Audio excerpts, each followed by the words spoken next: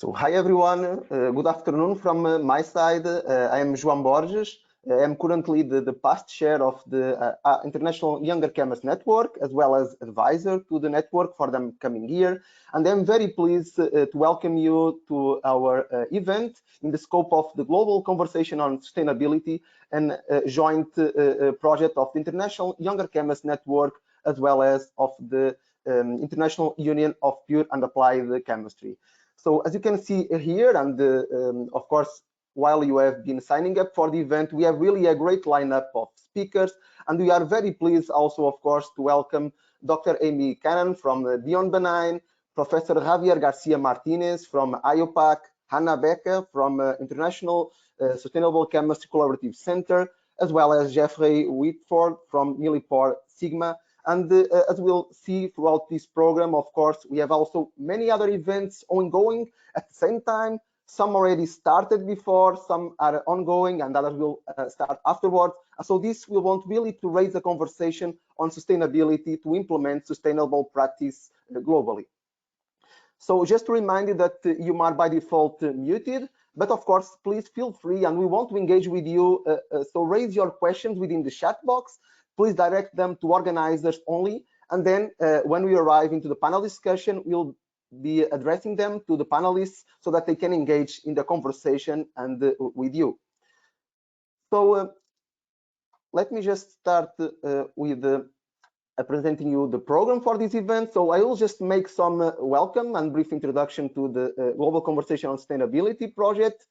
Then we'll start hearing from the panelists. So Professor Javier García Martínez from IUPAC, then Amy Cannon from Beyond Benign, Jeffrey Whitford from Millipore Sigma, then Anna Becker from ISC3, and then we'll have around 20-25 minutes for a panel discussion that will be moderated by Juliana Vidal, and then we'll just finalize with some closing remarks. So I will just take the chance to ask Juliana, can you please introduce yourself to the attendees?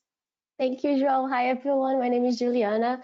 I am a postdoc at McGill University. I'm also a postgraduate student liaison at Beyond Benign, and I'm really excited to be here with you to talk about sustainability and do what we can do to change our future. So thank you very much. Thank you, Juliana. So I will just now present briefly the project. So I'm sure that you have been already checking our website of the Global Conversation on Sustainability, but I want just to emphasize, so this is really a joint project with the IUPAC and the IYCN. We just launched it this year, and we have four main goals with this project. So we want to implement a culture of sustainable practice among the chemistry community worldwide. We want to engage with you, not only today, that is the anniversary of the SDGs, and that's why we selected this day as the day for the Global Conversation on Sustainability. But we want, of course, also to communicate with all of you. This is very important to have a conversation. We need to communicate with each other.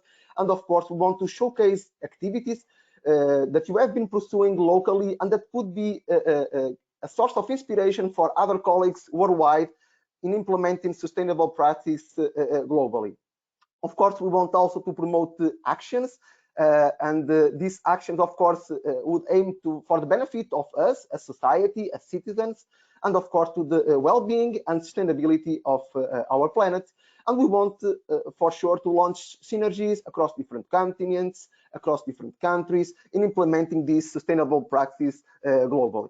So this is the first event of this global conversation in terms of IUPAC, IYCN targeting these subjects in the scope of the Global Conversation on Sustainability. And of course, we want to keep engaging in the upcoming years, and we also expect to launch other events within 2023 on the scope of the Global Conversation on the Sustainability.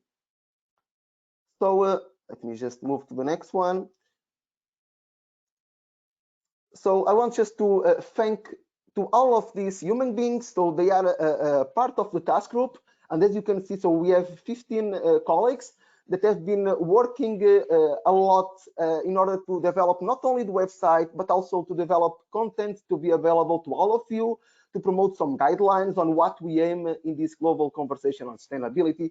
And of course, diversity is very important. And in here you can see that among the 15 people that have been contributing as task group members, we have 11 different nationalities, and we are very proud of that. So it's this diversity that imparts new ideas, that brings new, of course, content in terms of sustainability in this case, and that we are able, of course, to work all together and provide you as much as possible in terms of resource to make this project through. So thank you very much to all of them.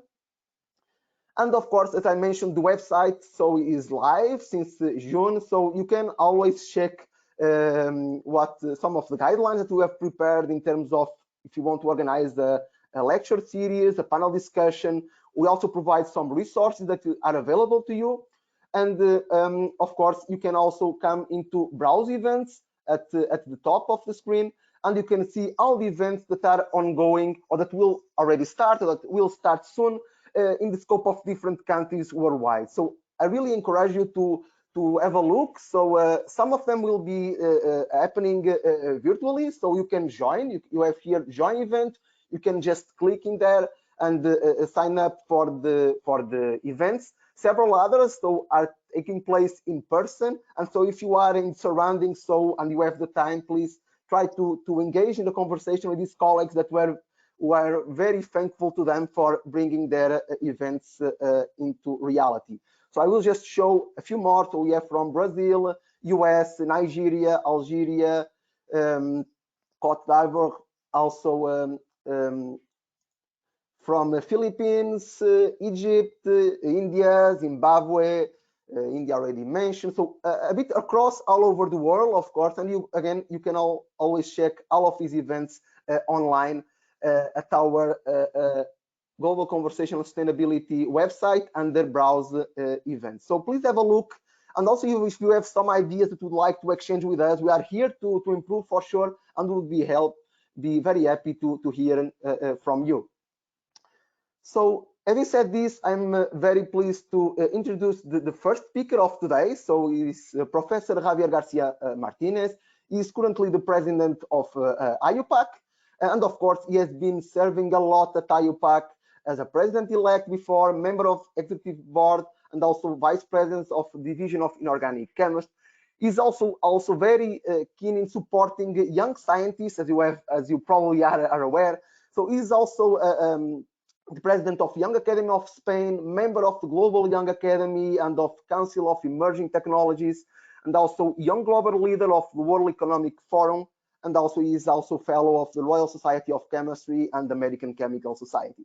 Beyond everything else, he is also a professor of inorganic chemistry and director of the Molecular Nanotechnology Laboratory at the University of Alicante in Spain, and is particularly interested, together with an interdisciplinary team, in developing new materials to be used as well for produce new chemicals and also new sources of energy. Beyond that, he's also the co-founder of the technology-based company Reef Technology Inc. that was developed in scope of the work that he has been developing while he was at MIT doing his postdoc, and this company has been acquired by Grace and is, of course, very focusing in the developing nanomaterials as advanced catalysts, mainly for energy applications. Of course, he's also the recipient of numerous awards and honors. We just highlight a few of them, including the King James First Award in the category of new technologies, as well as the Emerging Researcher and Catherine Hack Awards, in this case by American Chemical Society. So without further ado, I'm very pleased to hand over to Javier. So whenever you are available, Javier, the virtual floor is yours. So thank you very much. Thank you very much, Joao. Obrigado. I hope you can see my screen. Yes, perfectly. Okay, so at IUPAC we just can't see you, Javier. So if you want to turn on your camera, because we can see. Say again. I can see Javier. No, it's good. No, it's fine. No, it's fine. Thank you. So sorry. Okay. No problem. So once again, obrigado, Joao. I'm delighted to join this conversation We at IUPAC are really happy of this partnership with the International Young Chemists Network. In my opinion, this is exactly the conversation we should be having right now. As you may know, this summer we have been suffering consecutive heat waves all around the world, and we have been hitting record temperatures, not only in Europe, but truly all around the world. All these these temperatures has caused wildfires all over Europe, the US, North Africa, and this is really putting a lot of pressure over the environment. As you may remember, just a couple of weeks ago, Pakistan was suffering for very serious floods that has been devastating a significant part of the country. Actually, the area in Pakistan that has been suffering for these floods is 3 times the size of Portugal. So we are experiencing not only extreme temperatures, wildfires that have been affecting more than 3 million hectares, and floods that we have not been seen before. So I think this global conversation on sustainability is exactly the kind of conversation we all should be having. And it's not only about climate change, we are also impacting the environment in many other ways. I want to remind everybody about the plastic epidemic that we are suffering, mainly about the plastics that we are only using once and then we dispose, and many of these plastics actually have very long lives in the environment. So we really need to reinvent chemistry. It's not just about improving efficiency or doing things a little bit better. It's really a major challenge. Chemistry needs to be rethinking the way that we design molecules and processes, so the reuse and recycling of everything we are producing is much simpler. And again, it's just not about just doing things a little bit better. It's really a complete redesign of how we produce everything. And at the same time, we are having this global conversation on sustainability. The world leaders are meeting once again in New York at the UN General Assembly. And I do realize that they have many other urgent topics to deal with. But again, after all the speeches from all the world leaders, we all have the feeling that once again, the environment is not the top priority. Because of many different causes, it looks like there are other things that are more important than dealing with the planet. And again, the world leaders will leave New York without making significant progress in terms of how we are going to be creating a more healthy relationship with the planet. And that's why I think the conversation needs to change. And instead of the citizens listening to the world leaders and waiting for them to come with the solutions, I think these kind of conversations, like the ones that we are starting today, are critically important. And these conversations are first about listening. It's very important that we engage with the public in honest conversations where scientists are not just preaching or telling about the data, the risks that we are facing, but engaging in real conversations where we are listening, where we are really getting what are the concerns from the public and having a completely different conversation. And I hope that this initiative is going to start that kind of conversation all over the world. So once again, I want to congratulate Joao and IYCN in general. You know that at IUPAC you have a partner. We are very much committed to the goals of the global conversation on sustainability. And from the very first day that you told me about this idea, I support it. I think this is the kind of things we need to be doing. the kind of conversations that we should be having, and this is the time to have those conversations. The relationship between IYCN and IUPAC has been very fruitful. Actually, for an organization that it's only 5 years old, it is amazing the kind of things that IYCN and IUPAC have already achieved. And I want to invite all of you to read this really nice article published in Chemistry International, where the main activities in which we have been involved and are currently involved are described, and are many activities. So thank you all and everybody at IYCN for being such a great partner. Within IUPAC, green chemistry and sustainable development is critically important, to the point that we have an interdivisional committee dealing with this topic.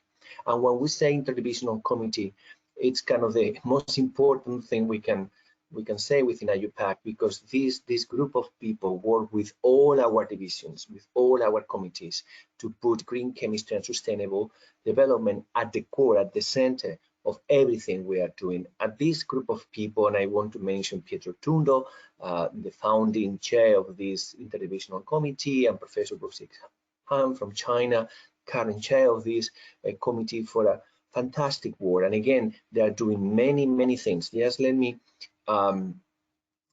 say how pleased I am of the activity of this fairly new interdivisional committee within IUPAC. Another committee, which a much longer history, that I also want to congratulate is KenRon. KenRon has been a very active and a very important committee for IUPAC, and they have been organizing conferences for many years now. And just for the purpose of this conversation, I would like to mention the IUPAC KenRon 22nd conference on e-waste in Africa that it was held just a few months ago, actually a little bit less than a year ago, in Lagos, Nigeria, on a very important topic. Of course, at IUPAC we are also very committed to inspire and educate the new generation of scientists, and we participate in these green chemistry summer schools that Pietro Tundo and his team organize every year. And it's now like a very well-known activity that happens every summer, and already hundreds of people have gone through this summer school, again trying to inspire the new generation of chemists and equipping them with the knowledge and the skills needed to lead in the green chemistry space. Another thing we do at IUPAC, of course, is organizing conferences. And I was in Athens just a few weeks ago on the IUPAC International Conference on Green Chemistry. And I want to tell you how committed is everybody within this group to rethink chemistry in a way that is just not incremental, but is fundamentally rethink chemistry to contribute to a more sustainable future. Related with the sustainable development goals, not so much on green chemistry, but again, to increase diversity within chemical sciences, I want to mention the Global Women Breakfast. This is a very successful IUPAC activity that we organize every year, coinciding with the International Day of Women and Girls in Science. It's a fantastic event when women and men together, they meet to discuss things of common interest and advance the diversity agenda. I want to let you know that we already have a date for the next Global Women Breakfast. That will be on February 14 next year. So there's still time for you to organize your own Global Women Breakfast. It's a fantastic opportunity to create an international network of people who cares about diversity, and at IUPAC we are extremely committed towards this goal. And I want to mention by name both Laura McConnell and Mary Garson, who are champions behind this fantastic initiative. Also, because we want to give a voice to early career scientists, along with IYCN, we organize Chem Voices. Chem Voices is a portal, is this platform that you are seeing, where early career scientists can upload videos in which they can share with everybody their projects, their concerns, if they want a job offer, if they want to discuss any concern or maybe their research projects. This is a fantastic opportunity to do so. Also at IUPAC, we want to share with the world the excitement of chemistry, and every year we identify top 10 emerging technologies in chemistry, technologies that we believe are going to profoundly change not only our lives, but also the chemistry, the chemical industry.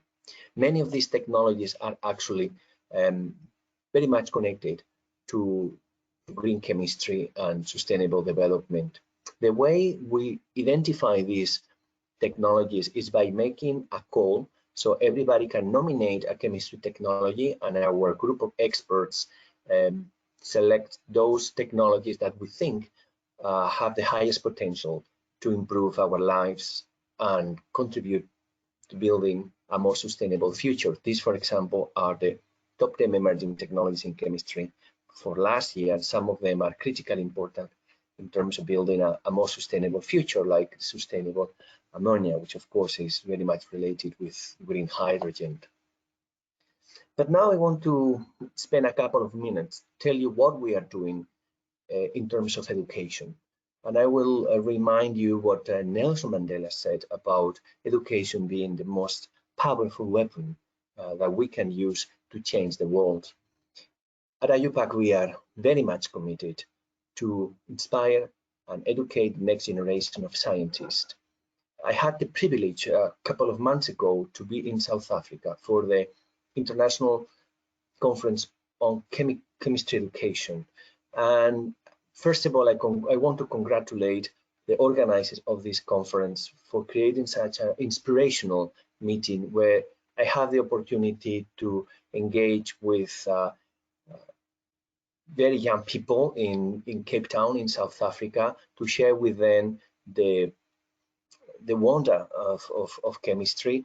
All these experiments that you see here were performed in the Cape Town Science Center, where I had the opportunity to talk to all these young kids about what chemistry is all about and how we can all create solutions for the planet. In terms of the projects we are supporting at IUPAC to rethink chemistry education, I want to mention system thinking. This is a new way of introducing chemistry to our students in a way that connects the molecular world what the chemistry with the world needs. And for example, in this figure from one of the papers by Peter Mahaffey, we can see how CO2 is introduced not only in terms of its structure or bonding or different reactions that involve CO2 or its role in photosynthesis, but also, what's the human impact on CO2 production, and also how CO2 is changing the climate of our planet. So through this major project at IUPAC, we are supporting a new way of introducing chemistry that puts chemistry in context and also introduce the human factor into the equation. One of the main projects also at IUPAC is to facilitate the introduction of machine learning and artificial intelligence in the chemical sciences. But in order to do that, we need to create a completely new chemical language that will allow for machines to learn to mine all the articles and patents and textbooks that contain some chemistry knowledge. And in order to do that, again, we need a completely new way of naming molecules. And here you have an example of what INCHI means. INCHI is the International Chemical Identifier. And again, this is one of the main things we are doing at IUPAC to accelerate scientific discovery by providing a specific language for machines so they can talk chemistry. And it's not only about machines understanding better the molecules and the properties, but also we are promoting the best standards in terms of how to manage, store, and share chemical data. And we are putting all that information online for everybody. And this is our goal book, which is now online. And if you click any chemical term here, and now we have more than 7,000 terms, you can get the IUPAC definition with the sources, with the reference, with the units. We are updating this goal book with all the chemical terminology, but the information which is already on this website is absolutely amazing. And finally, I want to invite all of you to come to The Hague, to the Netherlands next year for our World Chemistry Conference and General Assembly, when we will be talking more about how to create a more sustainable future through chemistry. So, Joao, back to you. Thank you for the opportunity. Thank you very much, Javier, for the very nice talk. Also, you emphasize also very nice activity that IUPAC, but also IYCN and IUPAC are working together on this topic on sustainability. So we are very pleased, of course, to contribute. And also, I can also inform the attendees and all of those that will be able to listen to the recording afterwards that the Green Chemistry Postgraduate Summer School for next year is already defined the date. It will be between the 2 and the 7 of July, and you will be having more information on that via the website, of course, of the summer school. So with that, so thank you again, Javier. So I will ask again to the attendees to please leave your questions in the chat box, and then we'll address all of them to the panelists after all the talks. So let me just go through again slides. So now we will ask Juliana to please move forward. Awesome. Thank you so much, everybody. It is my duty today to introduce the lovely and amazing person called Amy Cannon. So Amy, she's the co-founder and executive director of Benign, which is a nonprofit devoted to advancing green chemistry education and preparing scientists to address sustainability through chemistry. She holds the world's first PhD in green chemistry, and she's also the recipient of several awards, including the Kenneth G. Hancock Memorial Award in Green Chemistry in 2004 and the EPA New England Environmental Merit Award in 2012 for her leadership in driving green chemistry education. I don't want to talk too much. I'll let her talk all of the amazing things she's doing. So Amy, the floor is yours. Thank you so much.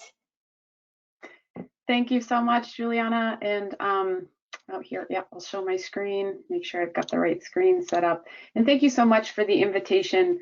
And it's just wonderful to follow Javier.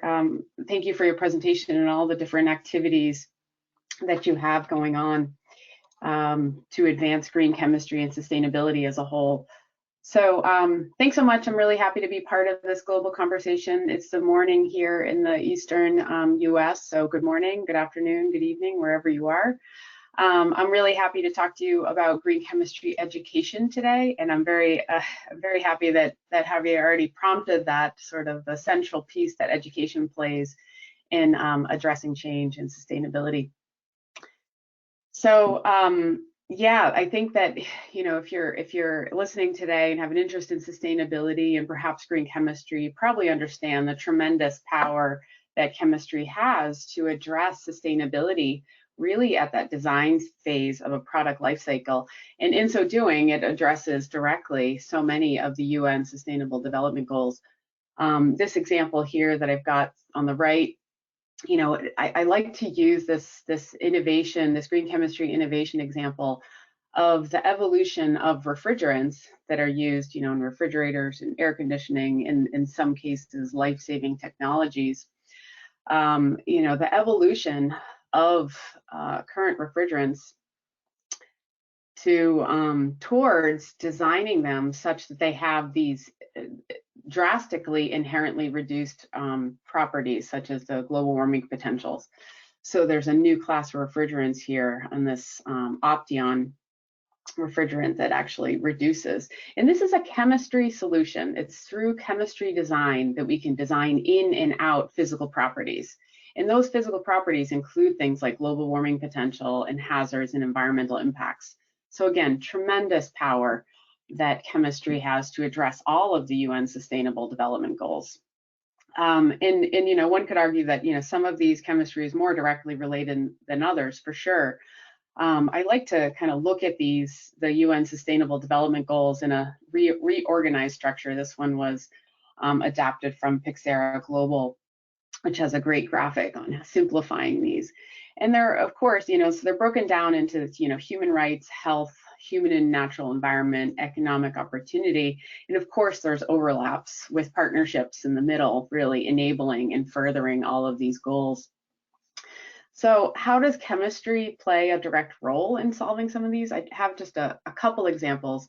And if you see some actual products with brand names on here, if I know, just as a disclaimer, it is not an endorsement of that technology. It's more just used as an example. So chemistry addresses all of these UN Sustainable Development Goals. So if you take, for example, a detergent, which the evolution of detergents is also pretty fascinating, you know, from branch structures that used to bioaccumulate in our water systems, and to learning about the chemical, you know, by transitioning those branch structures to linear structures, they actually biodegrade quite a bit better. And that was an early design solution, chemistry design solution that we learned very early on in detergents. But if you look at the whole life cycle, product life cycle of something like a detergent, and you see where the biggest impacts are. This is a really interesting, through chemistry, we can take, say, something like a detergent that is traditionally washed in high temperature, which has pretty significant impact within the product use and consumption phase of this product life cycle. So if we redesign that, we go back to the formulation table, we go back to the bench, and we redesign and reformulate. You know, in this example, it's this middle product is a cold water solution. So you get the same efficacy, right? Because we still want our detergents to work. You get the same efficacy, but you're able now to reduce the impacts at that product use and consumption phase because of a reformulation that enables the washing within cold water. You then take a look at the other pieces of this product life cycle to find out where the biggest impacts are. And we find out within the materials manufacture and in the this sort of final disposition where it actually goes after the fact. Those are the biggest impacts. So by, again, going back to the chemistry design table, we reformulate, and this is a bio-based solution, which really drastically lowers those impacts, both at the materials manufacture phase and that final.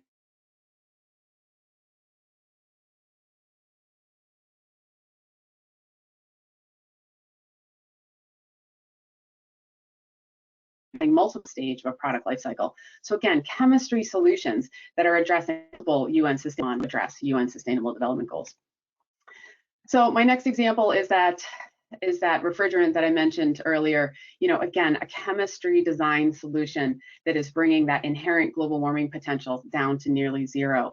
And only chemistry can do this, right? There's so much of things, you know, so many things are around human behavior and consumer behavior that are going to drastically lower our, say, climate impact.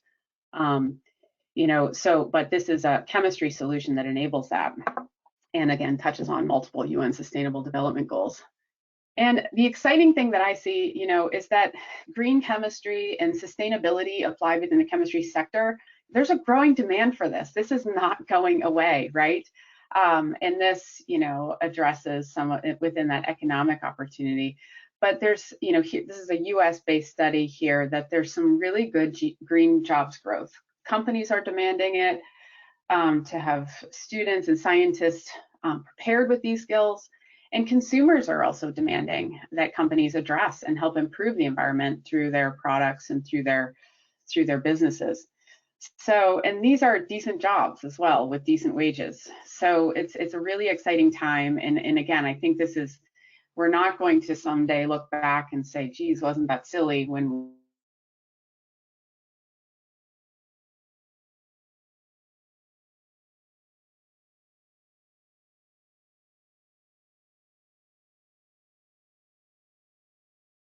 address those. We're thinking about, you know, more sustainable products and how to address. So I think within, you know, we know that the history of the chemical industry, you know, is structured in a way where there's disproportionate impacts. We understand that history, and I think part of our responsibility within the chemistry enterprise is to address that moving forward, and to I like the words from Marta here, that, you know, we have an opportunity as chemists to really embed that justice and equity within each molecule and each material that we design, and that's pretty powerful.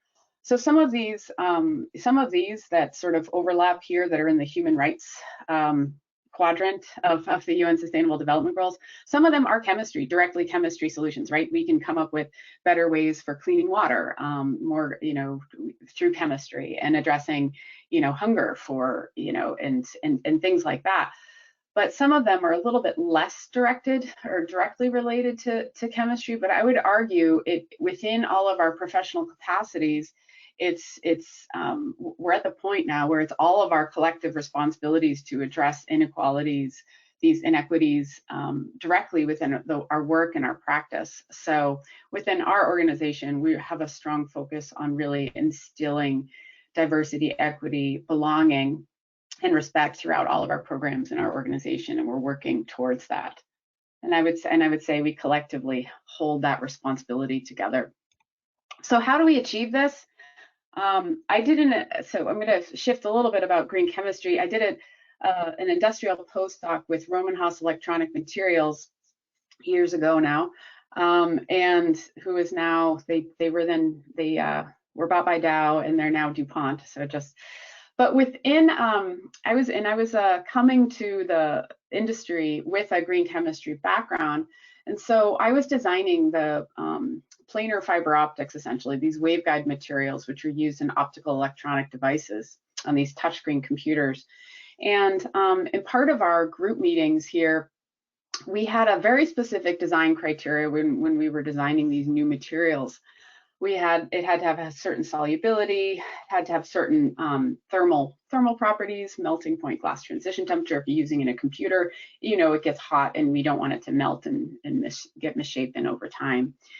Also mechanical properties, it had to have certain flex and strength, but modulus to it, some flexibility to it. Refractive index, since we're bending light, surface tension, all of these design criteria. But when I came into the room, I also challenged our group to really think about, what about toxicity? What about environmental impact? You know, shouldn't these be considered as central design criteria within our product in order to understand, you know, the performance? In the same way that if I designed a polymer that had a really poor melting point and glass transition temperature, we would go in and redesign out that property, right? And we do this all the time as chemists. Same thing with toxicity and environmental impact. We might need to define that a little bit better, but how can we design out these properties within our materials from that early stage in those group meetings and those discussions? And of course, there's more pieces to this, right? So there's definitely that design criteria and how we approach and what we're designing towards as the end product. But then there's also, where's the product made? What's in from what? Where does it come from? And then where does it go? And, you know, so we're thinking about things like raw materials, solvents, and we're hoping this is more circular, right, than this linear approach that I'm showing. And there's all these considerations. You know, are there byproducts? Are there co-products? Where's end of life? So there's so many different things to consider. And my favorite way to present these and think about these are the 12 principles of green chemistry, which were wonderfully articulated in the Anastas and Warner book in 1998. And these, again, touch on a more holistic view of a chemical process, from understanding the product, the end product, to raw materials, starting materials, process conditions, and of course, end of life. And so we're thinking and considering across that spectrum. So the exciting thing is chemistry has tremendous potential to address human health and environmental impacts, again, through that design stage. And this is an interesting thought that I had for what are the actions of a traditional chemist versus a chemist that's trained with green chemistry skills. Now, I would argue, you know, if you look at the list of traditional that's on the traditional chemist side, I do not think a traditional chemist would intentionally go and use hazardous reagents or intentionally seek out the most, hazardous or damaging process, for sure. But are they considering that in their design? Again, are they bumping that up as a priority within their design criteria? Maybe not. And so green chemistry shifts that and shifts a chemist and a scientist to think about these things in our processes, right in our design phase. And there are real direct impacts, and there's countless numbers of them, from a bio-based solvent, use of a bio-based solvent reducing 97% reduction in greenhouse gas emissions, to the choice of catalyst. Are we using precious metals or non-precious metals in that? And they're real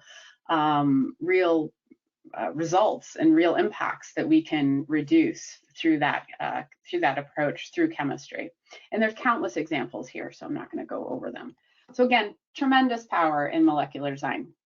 So to close here, if this is where we're going, if this is what we want benign materials, we want benign chemical products and processes in support of a global, human and environmental health and global human environmental health in a sustainable planet.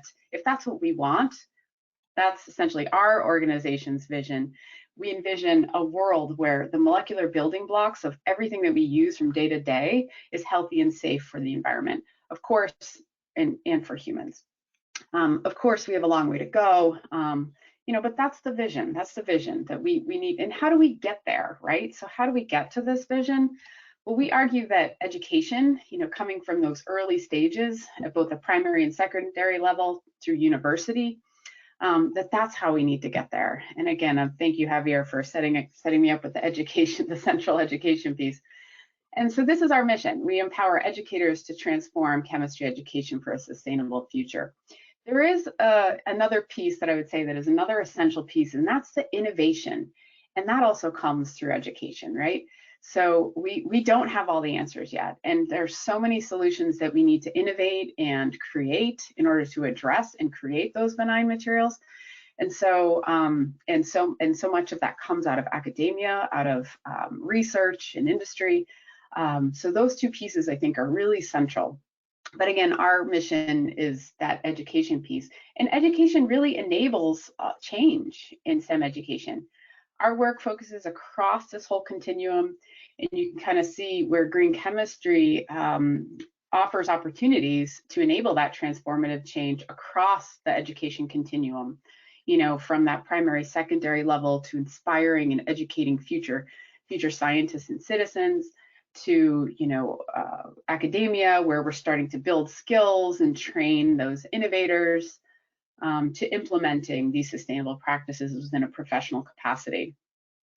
So with that, again, education and innovation are really central. If our core is not green, so to say, or sustainable, that core piece, education, if that's not sustainable, then we're going to have a really hard time achieving a global human and environmental, health here on this planet. And so really focusing on that core, I think, is essential. So with that, thank you so much. And I look forward to the additional talks. And again, thank you for listening. Yay, thank you so much, Amy. It was amazing to hear once more the power of education actually in this change that we need so much. So thank you very much. I'm looking forward to the discussion after as well. And now I have another duty, which is to present our next speaker, Jeffrey Whitford. So Jeffrey is Millipore Sigma Head of Sustainability and Social Business Innovation, where he's responsible for developing and implementing strategic programs in green chemistry, product recycling, environmental sustainability, and social responsibility. In 2020, he was elected by Fast Company one of the most creative people in business, and also selected as the Professional of the Year. Whitford earned his bachelor's in journalism and strategic communications from the University of Missouri, Columbia, and his master's in business administration at Washington University in St. Louis. So Jeffrey, thank you so much for being here with us today and showing us all the amazing things Millipore Sigma is doing for a sustainable future. So thank you very much, and the floor is yours. Perfect. Thank you, Juliana. So now let me get my screen shared and hopefully you can see that. Nope, I'm clicking on the wrong buttons here. We can see it. There we go. Let's get into slideshow mode. Awesome. Okay. Thank you. Wonderful. Thank you, everyone. So, what's really interesting about what you've heard today is I'm going to come at it from a completely different angle, but you see this progressive build. You're hearing about kind of work being done, the academic approach, how this builds in the theory, how we've got NGOs and other nonprofit organizations working to build this. Now, what does the role that corporations have? So I work for one of the oldest, if not the oldest, pharmaceutical and chemical companies in the world, Merck KGaA, Darmstadt, Germany. And so what I'm going to get to share with you is how we're thinking about sustainability. And first, that starts with commitment. And I say commitment with transparency because I think we've all heard a lot of commitments, but we're wondering, what do those outcomes mean? And if you're talking about 2030, 2040, 2050, that feels like a lifetime away. And so we have to be much more consistent with showcasing that we're actually making meaningful progress. And I think, as you heard Javier say, it can't just be incremental improvement. We have to make significant improvement. So keeping in theme with the SDGs, in 2020, we released a set of 3 kind of high-level goals built on the SDGs, which you see at the bottom. But these 3 goals are highlighting the work that we're going to do. First of all, dedicated to human progress. So in 2030, we're going to achieve human progress for more than 1 billion people through sustainable science and technology. An important factor here, and I think relevant to this conversation, is sustainable innovations and technologies for our customers. To be able to do this, you have to have tools in your toolbox. So that means there have to be products and choices that scientists can make that are different than what they're making today. Because right now, there isn't a wide enough selection of materials to be able to achieve this. So focus there, a key element for the work that we're doing. If we move to the middle, creating sustainable value chains, here by 2030, we'll integrate sustainability into all of our value chains. And to be honest, this is probably the toughest and the most important one. So for most organizations, 75% or more of their CO2 footprint actually sits within their supply chain.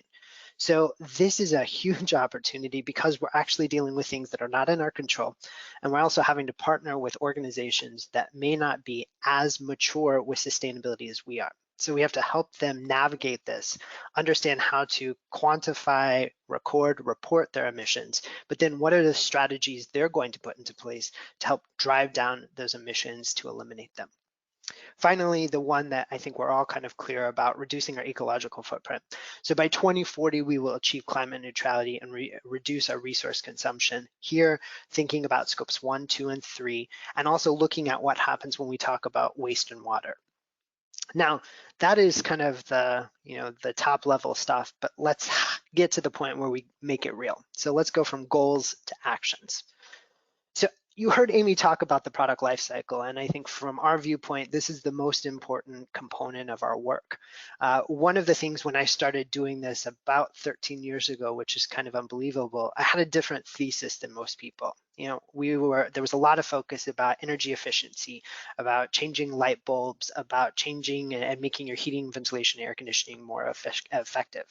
But the viewpoint that I took was, if we could drive sustainability into the product itself, this is really where the transformation is going to happen. And so that's the road we've been going down for quite some time. Now we think about that and think through, how are we going to do that through all of these different pieces and parts of the product life cycle? And then how are we going to do that with our entire value chain? So that means not only with suppliers, but also with the customers, the people who are using our products. Because as both Javier and Amy have pointed out, the education component is so essential. Because if you've been taught to do one thing, when someone comes along and says, hey, how about you do this? The resistance to that change is actually pretty significant. So how do we break that down and get people to change the paradigm of how they're doing science? If we look and use this element of the product lifecycle, which you see on the right-hand side, this is how we anchor our work. So we think about stages, each one of these stages, and what are the elements of which we can mitigate or eliminate the impact of emissions, of raw materials, of resource use, of water, and then also think about terms of social equity, thinking about biodiversity. There are so many factors that come into this, and that's what makes this such a big challenge, is there are so many things. We've introduced a process into our R&D systems across our entire company to integrate sustainability through our product development, and that process is called Design for Sustainability. So you see a very simplified process on the left-hand side of thinking about what are those life cycle impacts, and what are the opportunities for us to reduce, and what are our customers asking for, or maybe what are the things that we are working to get them to ask for they may not be asking for just yet. Then we need to assess and select the target criteria. Because our portfolio is made up of chemicals, of biologics, of devices and instrumentation, that's a wide variety of things. So we don't need to use the same set of criteria for everything, because if you're thinking about like animal-derived materials, that's not going to be relevant maybe for a device or a chemical, but it will be for a biologic potentially. Then finally, and one of the most important aspects of this, is develop the product and assess the improvement. This goes back to that data and transparency aspect that you heard me talk about earlier. Being able to give individuals the information that empowers them to make better choices. So if you think about this, just as you're looking at the specifications of a material, purity, quality, boiling point, you could think about this as just another one of those elements that helps you make the right decision to decrease your impact. And this is what we're shooting for, that ultimately get us to a greener alternative product where you've got documentation and proof to help you understand why we made that decision to call it a greener alternative, and also empower your decision-making process to figure out how this contributes to reducing your impact of the science that you're doing. As Amy just mentioned, the 12 Principles of Green Chemistry have been foundational and fundamental for the work that we've done. In fact, because of this publicly accepted framework, it really actually made life easier for us, because this was something that we didn't have to push, a boulder up a hill. So we built on the backs of this tremendous work on the 12 Principles of Green Chemistry, and created a system to be able to more fully apply those 12 principles in a way by creating a tool called Dozen. That's a play on 12. This technology was really created to give us a way to be able to quantify the improvements we were making to our products when we re-engineered them. So we took the 12 principles, we took GHS information, SDS information, and manufacturing information, and created algorithms for each one of the 12 principles.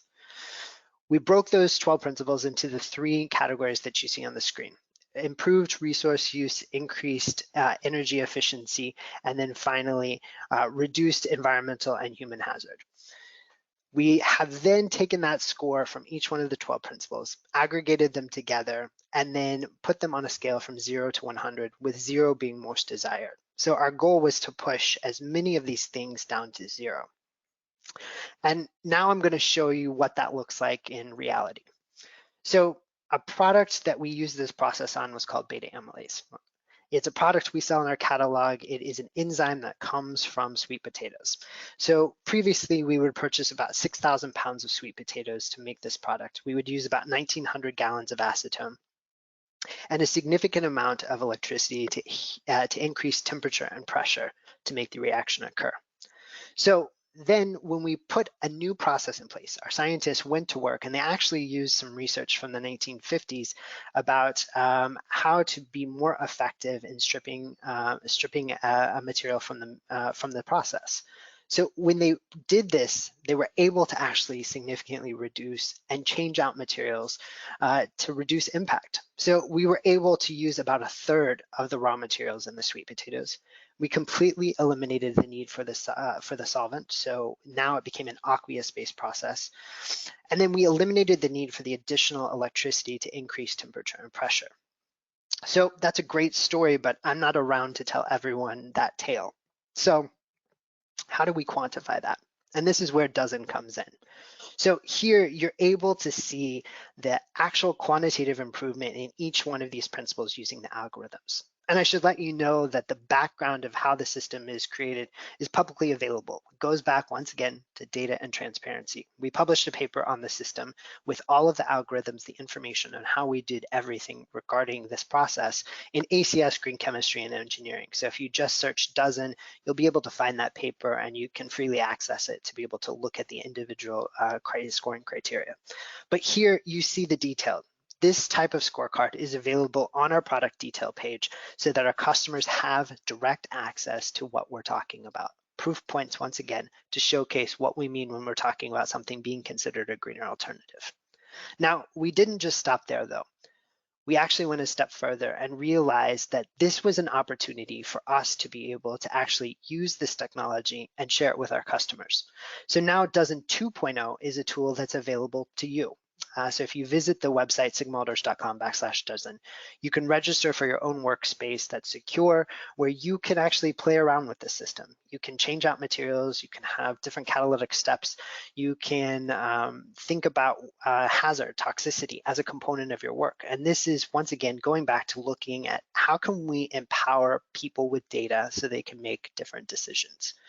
Ultimately, this tool is going to continue to advance as we invest further in it. So things like adding CO2 footprints to all of our products is something that we're currently working on. By the end of this year, we are about, I will say 98% sure that we'll have scopes 1 and 2 for all of our products, and then we'll be working to add scope 3 for everything. But this is the steps that we need to take to be able to be more informed and add another lens to the work that is being done. And you have to have data to be able to use that lens. And this is really one of the goals that we're taking ourselves. So currently, you heard me talk about tools in the toolbox and needing more. We offer approximately just under 2,000 greener alternative products that fit in one of these 4 categories. Whether we're designing them in-house in our DFS developed products, we're re-engineering products that are in our own catalog that we manufacture that are already available, or these other 2 categories. Materials or products that are aligned with the 12 principles of green chemistry that also have third-party published research showcasing how they can be used in a greener fashion, and enabling technology products which are used for things like LEDs, photovoltaics, biofuels, really thinking about accelerating this next wave of technology from an energy perspective. You saw Amy talk about reduction of CO2 footprint, and while the examples that I have aren't as dramatic as the 97% that she showed, we do want to give you a showcase into where things are going. And I think exactly what she said is exactly where we need to be going. And it's thinking about how do we get materials that start to embed this type of thinking in the product design and decrease the CO2 footprint while also still achieving what we need the materials to do. So I'll give you a couple examples. First, styrene, which is a novel material that we've been working on for quite some time to bring to market and to scale. And as you can see in the chart, there is the difference between the traditional CO2 footprint of NMP, which is its comparator, or DMF. But for NMP to styrene, you see almost a 5x decrease in CO2 footprint. And we think we can probably even get that CO2 footprint down further as we're looking at investments into energy use and the types of energy used at the manufacturing facility. But it uses waste cellulose as the raw material rather than using fossil fuels. And that's where you see these key changes. Then if you look at something like acetone, butanol, or ethanol, we are working on new bio-based materials that should be available at the beginning or first quarter of next year. And you can see here about a 60% reduction in the CO2 footprint. And what's remarkable about these products is they actually come from the waste product from the manufacturing of whiskey. So using that whiskey mash at the end to be able to pull off these 3 products, filter the remaining liquid, which is water, to make potable water, and then finally the remaining physical substance actually can be used as a high protein animal feed. So I don't often use the word circularity because I think it is so often misused, but this is one of the best examples to where we're taking a material that typically was disposed of and getting 5 more valuable products out of something that was considered spent. And this is really where we need everyone to think about moving.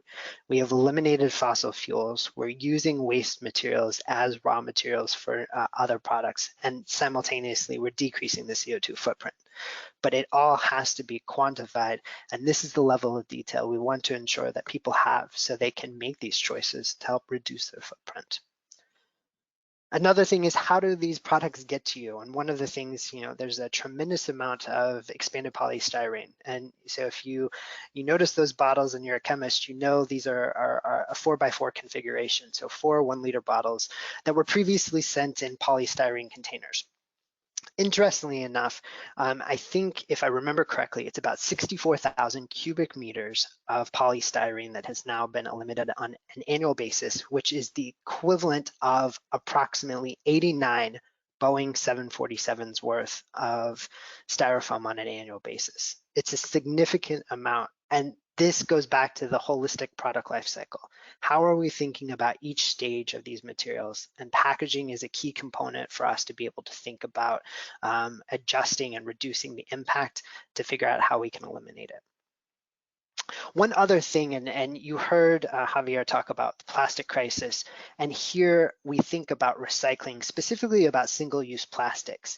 Now, as chemists, this may not be as relevant, but if you think about life science as a whole, or the sciences as a whole, there's a significant amount of this being done. And chemistry, though, is once again a solution that we're going to need to be thinking about.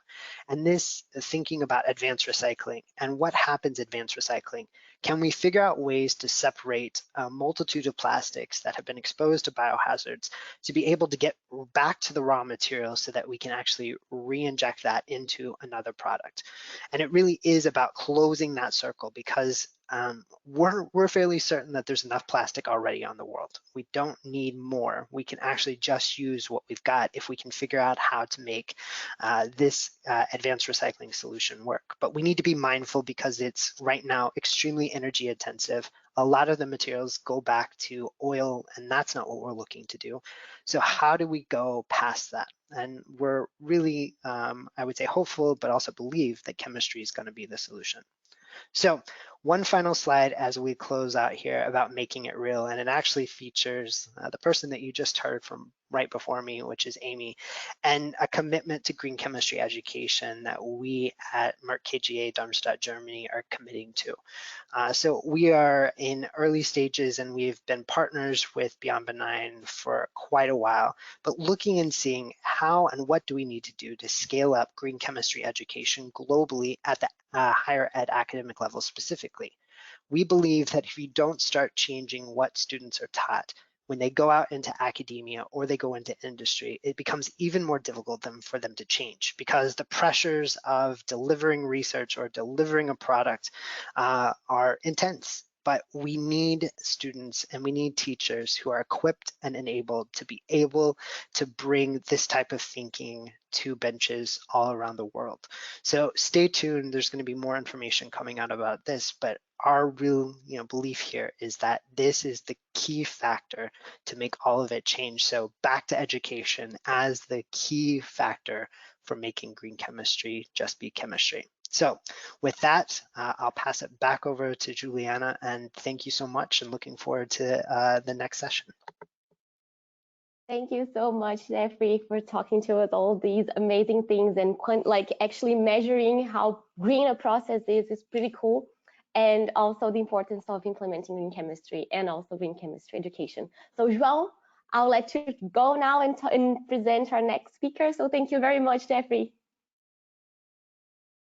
Indeed, thank you very much, Jeffrey. So last but not the least, so we have Anna Becker from International Sustainable Chemistry Collaborative Center.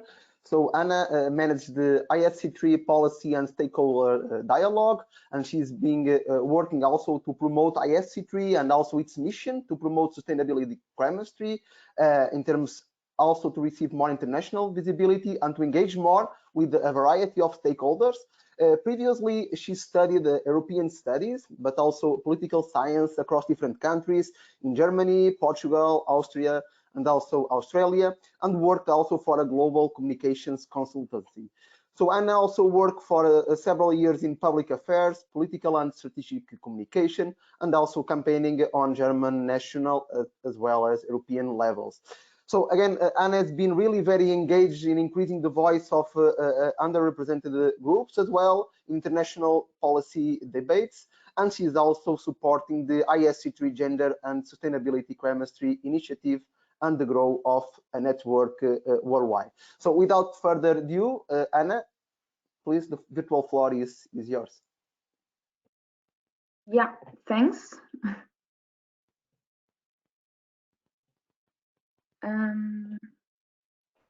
Do you see my slide? Yes, just please swap the screens. Perfect. Yes, perfect. Yeah. Does it work? Yes, just your camera is off if you want also to turn it on. Yes, perfect. Thank you. Okay, lovely. Yeah. Yeah, first of all, thank you, João, for this kind introduction and invitation of the International Sustainable Chemistry Collaborative Center on this unique and very important event format, because chemistry and sustainability are topics that target everyone and everywhere, and negative and positive impacts of chemicals or impacts of climate change do not stop at borders.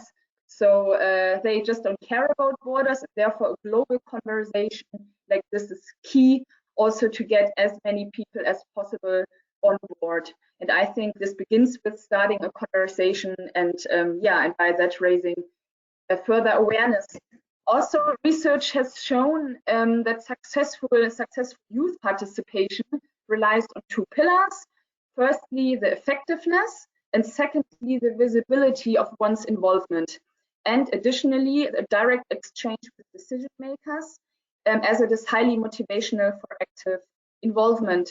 And I think with exchange formats like the GCS, you are ticking exactly all those boxes. So therefore, thank you again for this opportunity to be here today and speak about our current activities and yeah, and the future outlook. And also a very warm welcome to and hello to our online audience. I'm gonna click next. So what does the ISC3 actually do? The ISC3 is an international center that fosters the transition of the chemical and chemical-related sectors to sustainable chemistry by promoting a circular economy that is striving to implement multifaceted aspects of sustainability at every step of the life cycle of products and changing all stakeholders' behavior. That would be at least a goal. And how are we set up? The IC3 is hosted by the German GIZ, the German Agency for International Cooperation, that is based in Bonn. And we work in cooperation with the Leuphana University Lüneburg. That's our ISC3 Research and Education Hub, and the DECHEMA, the Society for Chemical Engineering and Biotechnology, which is our innovation hub. The center was founded in 2017 on the initiative of the Federal Ministry for the Environment, Nature Conservation, Nuclear Safety and Consumer Protection, BMUV, formerly BMU, and the Federal Environment Agency, the UBA. And yeah, so what is our mission? Our mission is to facilitate the transformation towards sustainable chemistry as a major contribution to achieving the UN SDGs.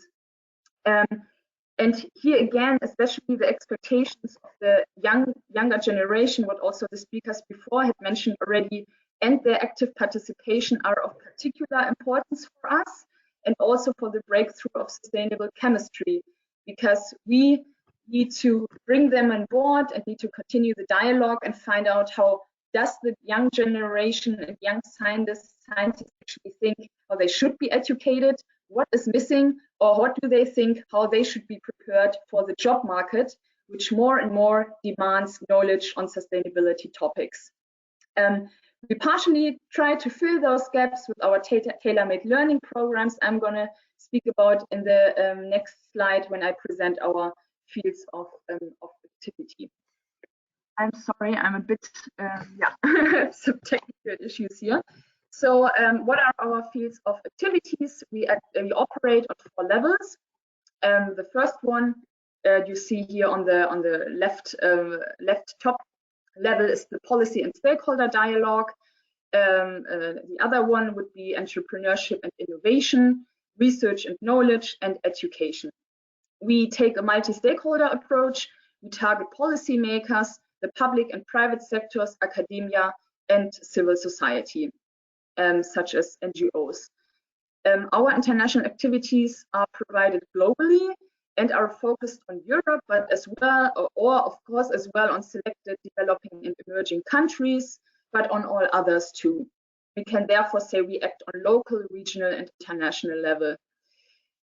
Maybe to dive a bit deeper in those fields of activities, with the policy and stakeholder dialogue, we aim to foster international dialogue formats and provide support for political processes.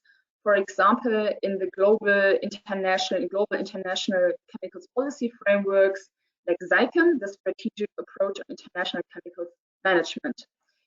In the field of policy and stakeholder dialogue, we also promote cross-sectoral dialogue. Of course, as I already mentioned, we want to bring as many perspectives as possible on board, and of course foster collaboration among those different disciplines. We want to help to inspire decision makers for sustainable values and raise awareness for the responsible use of chemicals, and of course the potential of sustainable innovation in business, politics, and science. With our research and knowledge activity, which you see on the right, we build up research and knowledge on key topics of sustainable chemistry, focus topics of the past, where was sustainable building and living, where the role of plastic materials in construction has been elaborated. We also work and have and consist of a network of international experts and partners in many countries and on every continent, from Kenya across to Uruguay, over to India, Morocco, Peru, Ghana, and Egypt. So anywhere where people are interested in improving chemistry and making life better. It's also important for us to understand the different perspectives among researchers, industries, and civil society. Our current focus topic is green hydrogen. So here to find out the connection between sustainable chemistry and renewable energy. And here also the work of the team has supported the preparation of the national roadmap for green hydrogen in Uruguay, whereby the whole length of every aspect of the value chain has been examined. And an important aspect of our work is also capacity development, where we provide training and implement locally, whether it's a workshop or on a topic like sustainable building materials, or establishing sustainable business models. For example, disinfectants would be one topic. With our field, which you see on the left below, of entrepreneurship and innovation, we aim to foster innovation and support entrepreneurship in the field of sustainable chemistry and alternative business models. So here with our global startup service, we advise startups in different stages of their journey. And I also talked to an entrepreneur the other week, and he told me, because we've been speaking of innovation and so on before, and he said, actually, this with the whole sustainability discussion and shift towards sustainability, we are entering a complete new dimension as entrepreneurs, because now, like, you have those former traditional products, and now you put on the sustainability lens and try to figure out how to make this product greener or more sustainable. So basically, this opens a whole new market and has great potential. So actually, you could just walk on the street and think about, okay, how can I make this greener, or how can I make this more sustainable? So it's really a whole new dimension that's opening up here, and also which has massive potential for innovators. In the field of education, we aim to integrate sustainable chemistry in international academic vocational education and training. For example, did we implement the first, like globally, the first Master of Sustainable Chemistry and also the first MBA program on sustainable chemistry.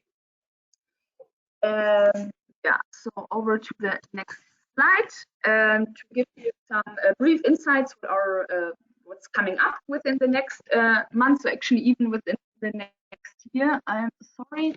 The upcoming is the IC3 Investor Forum, which will take place on November 29th. It will take place online again, and yeah, I'm happy to send out more information or send you our newsletter if you're interested. Then just reach out to me. A second event is the Investor Forum, is the Stakeholder Forum. Sorry. The topics so far have been, for example, sustainable chemistry and renewable energy. Or what also will be on the agenda will be the further development of a common understanding of sustainable chemistry. We also will be presenting the results of the survey that has been sent out, and yeah, and among other topics also on just current activities of the IC3. That one will take place on November 27th, and also an annual milestone on our agenda is the summer school. The summer school usually takes place in July, and it will also take place next year. And yeah, this year the topic was sustainable chemistry and the hydrogen economy. And yeah, so you are invited to take part in the summer school next year as well. It's also cost-free and online. And last but not least, we also have already our Global Sustainable Chemistry Week coming up again next year. And yeah, and there we provide or gather together panel discussion, lectures, interactive workshops with our partners and stakeholders, anyone who wants to be involved and present their research, innovative ideas or projects related to sustainable chemistry. And yeah, as we said, we want to bring diverse perspectives to the table. And last year, we had international organizations like UNEP, we had representatives from the European Union, from industry, NGO, academia, and of course from the whole startup sphere, and from the NGO sphere, of course. And yeah, also one very important that will be one of my last slides is of course the ICCL5, the 5th meeting of the International Conference on Chemicals Management. This one will take place in Bonn, and I would love to see many of you over there. Yeah, it will take place at the World Conference Center in Bonn, so please mark your calendars between the 25th until the 29th of September. And yeah, the IC3 will be there as well. And yeah, we are already excited to see as many of you as possible. And yeah, last but not least, I just wanted to show up our vision, sustainable chemistry for a sustainable world. And in case you want to engage with us or also or organize events with us, or want to find out more about our current researches of our focus topic, yeah, just get in touch with me, and I'm excited to see you. Thanks.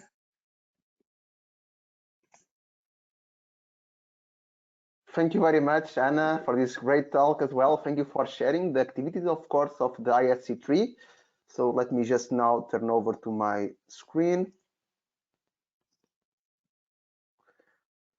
So we have now reached to the panel discussion. So I also ask again to the attendees, please don't hesitate to raise your questions in the chat box. So I will be collecting them backwards, while Juliana will be handing the questions to the panelists now. So we already got some questions, and we'll start from there. And over to you, Juliana. Thank you so much, everybody. I'm really excited for this part of the webinar and to see all of your different perspectives. So thank you very much for all of your talks. It was really inspiring. Yeah, I have faith in the future. So since we're having a global conversation on sustainability, the first question that we have for you today is actually, what does sustainability mean to you? So I'm gonna let it out there. You guys can talk whenever you want. I'm not gonna say anything else. So to you, what does sustainability mean?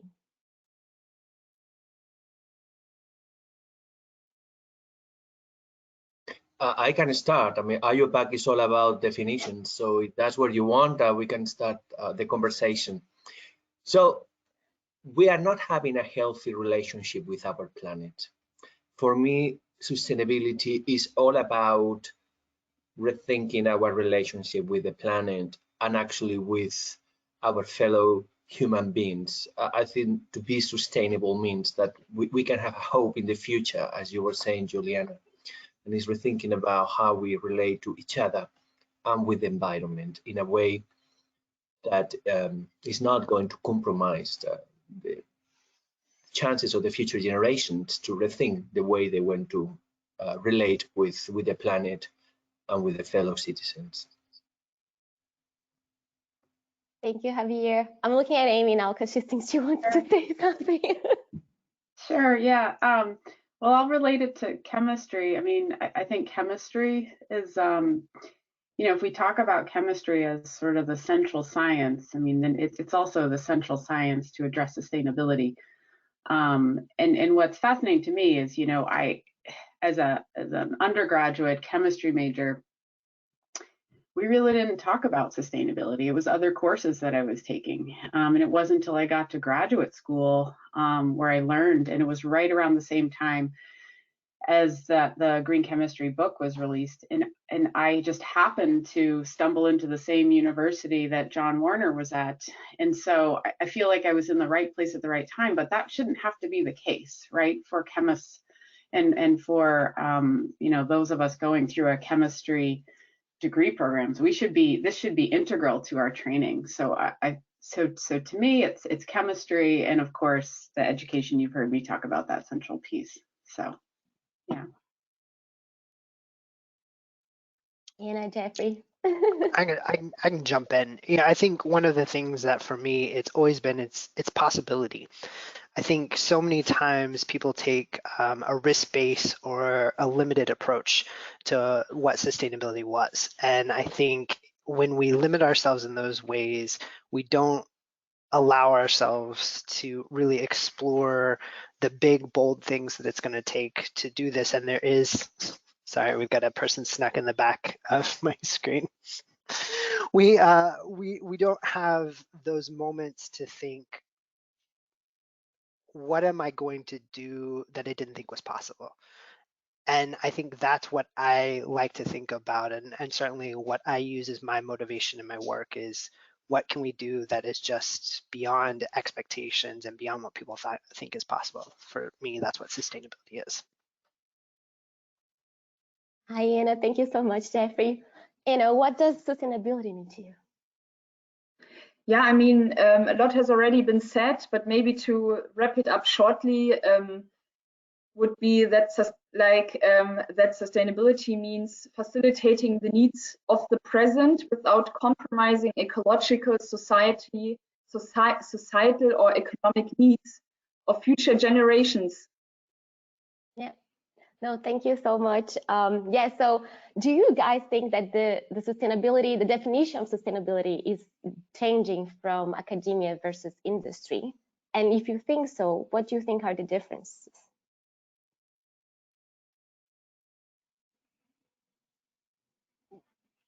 So I can tell you, even in industry, no one has a definition. Like everyone is all over the board. And I think this is where at times I get frustrated that we spend time on definitions because we've got so much work to do. Should we spend time about arguing? Is it this? Is it that? I just I resign myself from that. I'm just like, I'm just going to get to work. You can have that conversation. That's great. You know, I'll chime in maybe here or there, but you know, for me, I think it's less so about the definition because we have so much to do. So as long as, you know, I go back, as long as we're data driven and transparent about it, and we can showcase that we're moving in that direction, I'm less concerned about the definition. Javier, I think you're muted.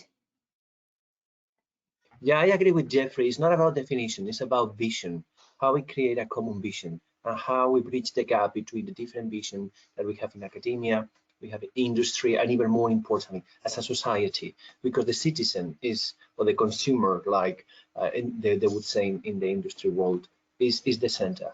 We need to engage in this global conversation I was saying at the beginning, because everybody's invited to this conversation, and it's not happening now in the UN General Assembly. You know, our world leaders are distracted with other things on the planet. It can always wait, right, for the next one, because then we have less problems. So for me, it's about a vision, a common vision, how we want to relate with the planet, and again, having a healthy relationship with the planet, take into account that we cannot keep growing at the same level with the current level of emissions. I mean, nations forecasted that the chemistry enterprise is going to double in terms of global sales from 2017 to 2030. I mean, we continue with the same levels of emission per amount of products that we are putting into the environment. Is just not sustainable. So we need to rethink chemistry fundamentally. It's not small improvements. And that involves measuring. If we cannot measure that, first as consumers, we don't know what actually is going to help. In terms of implementing public policies, we don't know which one are actually greenwashing and what is actually useful. And in terms of chemistry education, there are two different aspects. I mentioned mainly inspiring a new generation of scientists who care about the environment, and that's what I see when I go to conferences. I see all this new chemistry about CO2 photoconversion, about solar fuels, things that look like magic. I mean, that are completely mind-blowing. But in addition of inspiring a new generation of scientists, it's all about equipping them with the skills and knowledge, as Amy was saying, so they can actually measure, they can actually create processes and design molecules that can be recovered and reused. So right now, the way we operate with recycling is we have all of these things that we are producing, and then we figure out how to recycle those. And that's a mistake. The sustainability needs to be put at the beginning when we are designing molecules and processes, so the reuse and recovery is easier. Yeah, I'm not sure I have much to add. I'm totally with Jeffrey and Javier on that one. And it is all about action, and whether or not there are differences within academia and industry and whatever sector we're in, we all have a role to play and contribute in understanding what that role is and contributing, I think, and just moving forward. So yes, I don't know. Yeah, I'm just looking at Anna. She doesn't seem like she wants to add anything, but like the other question, and it's like, no. The other question is like, Javier touched at this point, is like, if we can measure how sustainable something is, and knowing that different countries are in different stages of economical, environmental, and social on different levels, and also how the adoption of green chemistry education, since we're talking about that so much, can be accelerated globally to achieve the UN SDGs, like how we can move towards, how we can catalyze this change, basically. Sorry, it's a lot. Sorry, I said a lot of things. I'll be selfish here, and I walk a fine line. I understand I work for a big company, but I also think it's important for people to vote with their wallets, right? You have to make choices to choose companies if you're going to be spending. So let's talk in the sciences, right? If you're going to be investing your money for tools to do research, then you have to do homework to choose companies who have committed to and are demonstrating reducing their footprint. And I think that's one of the biggest things that we all can be empowered to do. Yes, it takes a bit more work, and yes, sometimes you have to dig through things. And I think that's on all of us, people like me, to make it easier for people to be able to have that transparency. But I think this is a really important aspect to be able to accelerate that transformation. Is we're going to have to, bite the bullet. And one of the things that we look at is, I gave those examples of those solvents. That one example of a new solvent gets produced about like 1,000 tons a year. Most other commodity solvents get produced at 250,000 metric tons a year. So it just gives you a sense of what's going to have to happen from a demand shift to be able to move the industry to a place where these are on the same level or same playing field. And I think that's really, if we can start that that movement, you're going to see rapid change. So what I would like to say is that I was very impressed with what Jeffrey was saying about these new algorithms that can quantify things that it seems impossible. And that's a big challenge in the green chemistry area, right? To have tools that actually allow us to have a number that summarize the complexity of what green chemistry or sustainable development mean. And of course, that number not being perfect is better than nothing. So it's all about transparency. So I think that's the kind of things we need to be implementing, and it's great that companies doing that, but organizations like IUPAC and others could also help to put a number on different processes and molecules, so we have a better way of identifying, what is more sustainable, what is less sustainable, because consumers have a very difficult time to understand, what is better or worse for the environment. The other thing I want to say is that in many cases we think that with better technology we are going to solve all the problems, and there is also, we also need political will. I will put on the table the case of clean water, which is, by the way, one of the sustainable development goals. 1 billion people still lacks clean, safe water. It's not because of the lack of proper technologies to produce clean water, but it's because the technologies we are developing in some part of the world are not transferred where they are most needed. So, I mean, representing an international organization, I also want to add the voice of those who don't have access to the technologies we enjoy in the developed world. So again, that's incredibly important. International cooperation, it's critically important, because all these fantastic technologies that we are talking about are not available everywhere. I maybe have one last addition. Also from speaking of a global perspective, what we need are more multiplicators and, let's say, green and sustainable chemistry, like change makers, people who are really committed and who are able to put on those sustainability lenses. And I think if we generate more of those persons, that would already help a lot. Like people go out and spread the word. They can be trained with learning or communication material. I think this is what we are all doing in our way, either in academic or in the industry, or you, Amy, and us as well. So I think if we are already on a quite good and transformative path. We just need to accelerate. No, we need to accelerate. Yeah. That's the word. Right. That's right. I agree. Awesome. So in that sense, talking about scientists, what is needed from young scientists today if we want to address the SDGs by 2030? So we have a timeline there. And another question is how we can better engage not only the youth, but also our society to achieve these goals by 2030.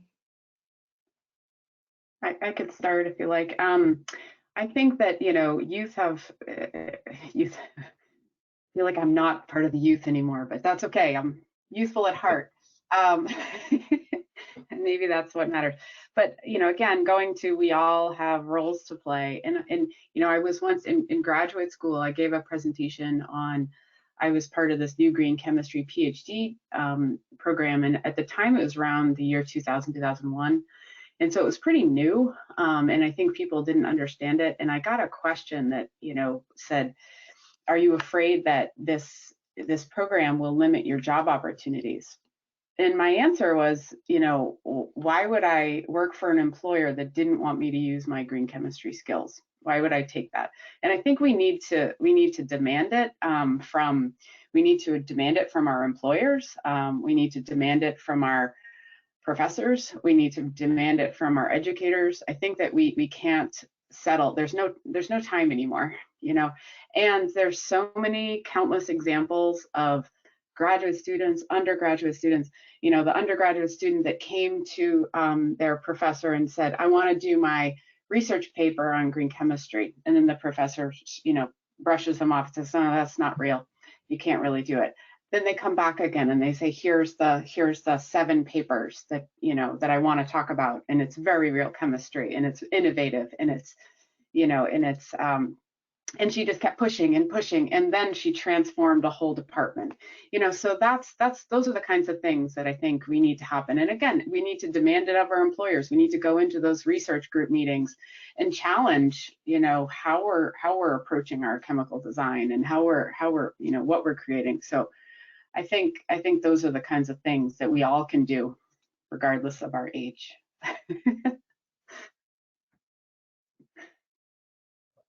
Okay, I can say a couple of things. First of all, I think we need role models. We need champions here, people that have been, you know, very passionate about green chemistry and actually make significant contributions. And we have those, but it's a matter of recognizing those men and women who are doing amazing work in green chemistry. My experience as a professor is that green chemistry is actually a very popular subject. You know, that's the kind of thing that young people want to study. And when I go to major chemistry conference, there are always sessions on green chemistry, and some of the more popular journals are on green chemistry. So it's not a lack of interest. Some of the most exciting research topics these days, from CO2 valorization to biomass conversion, these kind of things are, again, green chemistry. But we also need, besides role models, a new generation of science entrepreneurs, men and women who would like to bridge the gap between what is possible in the lab and what is needed in the market. And you don't need to go all the way to funding a new company, but anything you can do to transfer your technology from your lab to a big company or to start your own startup, it will accelerate it will shorten the time from the discovery to the point that we all need to benefit from these discoveries. Again, what I'm trying to convey, the message I'm trying to convey, is there is an urgency here. That's why I put wildfires and floods in my presentation. I mean, because that's the reality. So we need great discoveries, we need role models, we need committed educators, from teachers to faculty members, but also those scientists who will dare to start their own companies, and also the entrepreneurs, people like Jeffrey, people who are in big companies who would like to take the torch and actually also creating new opportunities within the companies. I love, Jeffrey, what you said about sustainability being synonymous to opportunity. Again, sometimes people feel, and maybe faculty members, we are guilty also of this message, that green solutions are more expensive or that they need subsidies or special regulation. No, it's all about creating solutions that are both good for the environment and good for the business. And Jeffrey, I think you share a few examples of those, and that's exactly what we need: role models and specific examples of how these discoveries can actually be the foundation of new companies or new businesses for existing companies.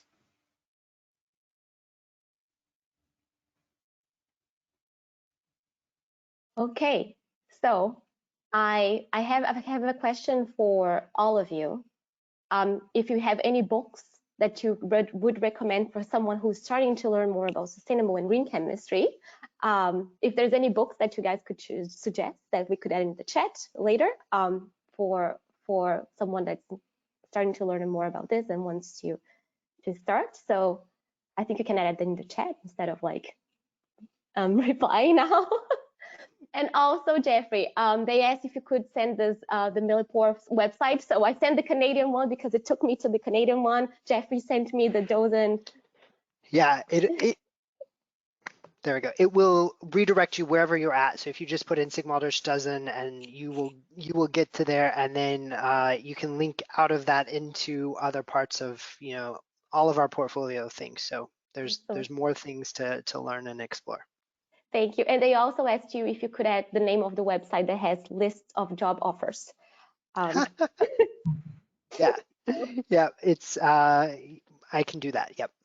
Thank you. So I'm gonna ask the last question that we have. So what message would you like to leave to all of those attending this event, as well to all of the people who are watching the record later, and on what we can do to achieve the SDGs for human beings, the sustainability of our planet, and to ensure a better future for the next generation. So what do you want to leave us right now? Which message do you want to leave us right now?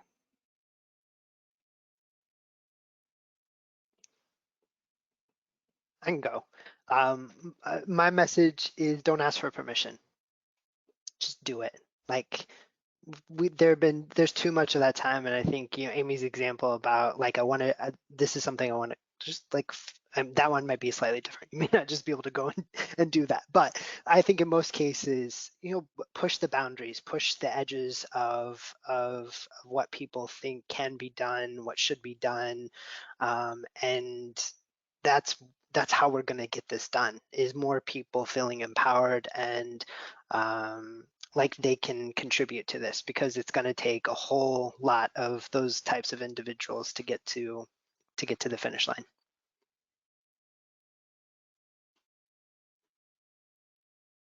Okay, so my message will be, we need you, because this is a call for everybody. We have all these big challenges. I want again to make the message very clear, the sense of urgency. And chemistry is essential to achieve all these solutions. So we need you. If you are listening, it's because you care about green chemistry, it's because you care about sustainable development, and you have probably not, you should, a good education on chemistry. You should be able to create all these solutions we need so desperately. So please feel invited. This global conversation, I hope, is going to be also a call to action and not just a conversation. We need a new generation of scientists committed to create all these solutions, both in academia and in industry, and even better, entrepreneurs that will be bridging that gap. And at IUPAC, we are here to help you. We are very committed to create a better chemistry curriculum, not only in countries that already have a wonderful curriculum, but everywhere. IUPAC is very much committed to those countries who don't have the resources that we enjoy in other parts of the world. And if you need any help, please make sure that you visit our website, iupac.org, and we will be delighted to keep working with IYCN to create those opportunities. I can go next. As I'm the International Policy Manager, I would adapt a quote from John F. Kennedy, and that would be, ask not what your planet can do for you, ask what you can do for your planet. Very good. Yeah, that's perfect. I mean, I think you guys said it all. Just take realize the power that you have, and challenge. I think Amy's frozen forever.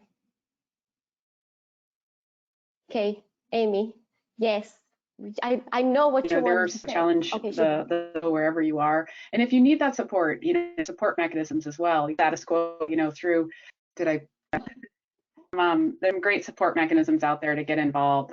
We host monthly meetups called Green Chemistry Connections. So if you're looking for, sometimes to do something that seems kind of risky, it's safer when you have numbers and you have people to back you up. So find those connections, and I know through the IYCN, and again, join our Green Chemistry Connections. And I know there's many more support mechanisms out there. So get involved and find some colleagues to help support you along the way. There's lots of us out there. So. Yes, if Anna, Jeffrey, Amy, and Javier are saying you have support, I guess you have all the support in the world. So I'd like to thank all of you very, very much for being here today on a Sunday, for talking to us about all of these amazing things you are doing, and how we can actually inspire other people to go through this path, not ask for permission, and show people that we have all the support that we need. So with that, I have goosebumps. I'm gonna send it to João to finalize our event, but I just wanted to thank you all very, very much for this. Thank you, Thank you very much. Thank you very much as well from my side, on behalf of IYCN and IUPAC, of course. Let me just finalize, for those colleagues that are within the audience that join eventually later. So just to highlight that this is one of the conversations that is going on today, and also in the upcoming days, You can all find the events that will be going through the day and in upcoming days at the gcsday.org website. Please go to browse event and you can follow all of them, at least those that are virtually. You have the links to join. Of course, we have discussed a lot in here. We are very thankful to all the panelists here. So they highlight different actions that we can all take. And here, of course, our aim is to focus, of course, on these main goals: implementation, communication, collaboration, actions, but also education. So this is really important for us to achieve a better future for everyone and a more sustainable world. And of course, I would like also to inform you that we are very pleased to hear from you, not only in this case at the IYCN, but also IUPAC side. So you have here some contacts, some social media channels that if you follow us, so you will be receiving a lot of information on a lot of webinars and events that we'll be organizing along the year. Also, I encourage you also, if you are a young scientist, to fill in the membership form of IYCN. It's completely free of charge. You can check the details there on who is able to become a member. If you have questions, please don't hesitate to contact IYCN as well. You have the contacts, and also here you have the email. And also, of course, IUPAC. Please double check what IUPAC has been doing. He has been doing a lot for us as well within IYCN, but also for the broad community. And also, please, for any questions, please email also the secretariat at IUPAC. And of course, I'd like to thank everyone that has been involved in the preparation, not only of this webinar, but of this project on highlighting a global conversation on sustainability, both from IUPAC and IYCN side. I show you the main faces that have been behind the scenes, so thank you very much to all of them. Of course, thank to Merck KJA Darmstadt, Germany, is main sponsor of this project. Thank you very much to them, and as well as to the partners. So this, you know that this is the International Year of Basic Science for Sustainable Development. So there are plenty of events going on all over the world, highlighting the importance of basic science for sustainable development. So please make sure also to check the website of IYBSSD. And of course, also thank all the partners, ISC3, Beyond Benign, Global Young Academy, UNEP, and the Chemicals and Waste Young Platform. We are very thankful also for your support in raising this conversation. And of course, to the panelists, again, thank you very much for these very great talks and engaging in this panel discussion. Thank you as well to Juliana for all the help, as well as for moderating the panel. It was great. And of course, to all of you within the audience, thank you for joining, for raising questions. And let's think in what also the panelists mentioned. Let's engage, let's take action and actively work together in achieving the SDGs for the well-being of all of us and to build a brighter future globally. So just before finishing, if you allow me, let me just highlight one of the activities you have already seen from Javier's slide. So IYCN is partnering with IUPAC in a series of webinars that aim to highlight the top 10 emerging technology in chemistry. So since 2019, IUPAC has been releasing 10 technologies that are already having a huge effect in our lives, and some of them that are emerging, others are already near or already being commercialized. So we have been organizing a series of events, and in this case will be targeting the 2021 top 10 emerging technology. We already had a first introduction to this initiative by IUPAC on July 1st. You can follow here the link if you want to check the recording or rewatch it in case you have been able to attend it. And just to mention that the next one will be happening next September 27th, so next Tuesday. You have here the time, so between 5 and 6 Central European time. You have also here the link to sign up. Again, it is completely free, and would be very pleased if you could also join and support the activities of the IYCN and engage again in the conversation. So having said this, again, thank you very much to all of you, and please have a look into the Global Conversation on Sustainability website for all the events that are ongoing, some of them for sure near your place, and that you can also join online or also in person. So thank you very much again for all the speakers, and see you soon. Bye. Thank you, Joao. Enjoy the rest of the weekend. Bye. You too. Thanks, everyone. Bye.